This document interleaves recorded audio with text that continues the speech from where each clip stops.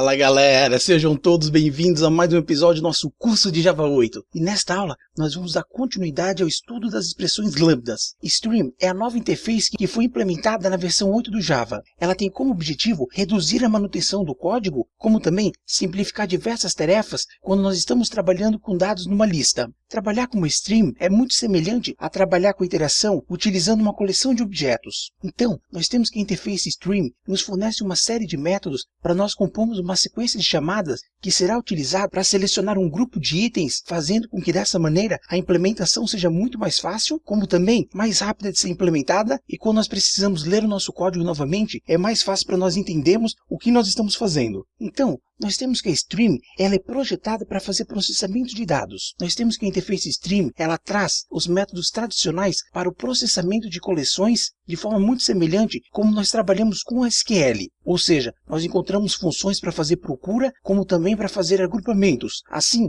nós temos que muitos são os motores de bancos de dados que permitem especificar essas orientações mediante algumas declarações. Por exemplo, se nós executamos um select em uma tabela e utilizamos a função max em cima de um campo, nós temos dessa maneira uma forma de somar todos os valores de uma coluna. Então, quando nós temos que fazer o mesmo utilizando uma collection, nós temos que implementar um looping e através desse looping implementar uma rotina de soma. Quando nós estamos trabalhando com banco de dados, nós temos que o mesmo já nos fornece diversas funções para manipulação de grandes informações, como por exemplo somar todos os itens de uma coluna. Assim, nós temos que a stream é uma implementação que tem por objetivo nos ajudar na manipulação de grande quantidade de dados. Ou seja, nós conseguimos implementar condições de forma muito mais simples, como também nós conseguimos trabalhar com processamento paralelo, melhorando muito a performance no processamento de grande quantidade de dados. Então, uma das ideias principais das streams são para melhorar a velocidade no processamento com a utilização dos vários núcleos que hoje em dia compõem os nossos processadores.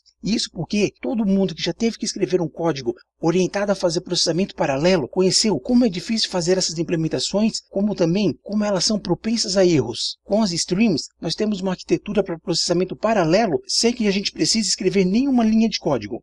Então, nós temos que uma stream é uma sequência de elementos de uma fonte que suporta agregar várias operações. Nós temos que as streams nos provêm uma interface para a manipulação de um conjunto de valores sequenciais de um determinado tipo. Nós temos que as streams elas não armazenam elementos, e sim os processam sob demanda. Nós temos que as streams irão consumir a fonte de dados que lhe foi fornecida, tais como coleções ou então recursos de entrada e saída de dados. E praticamente toda a manipulação que nós faremos através da interface stream será realizado com a utilização das expressões lambdas. Nós temos que as streams elas suportam operações muito semelhantes ao que nós temos com a linguagem SQL. E também nós temos que as streams suportam operações que são comumente utilizadas em linguagem de programação funcionais, tais como filter, map, reuse e muitas outras funções que nós veremos no decorrer desse curso. O trabalho com streams possui características fundamentais que são muito diferentes à forma como nós manipulamos coleções. As operações de pipeline muitas vezes retornam uma stream de si mesmas. Isso faz com que as operações sejam encadeadas para formar uma única instrução, ou então, como muitos falam,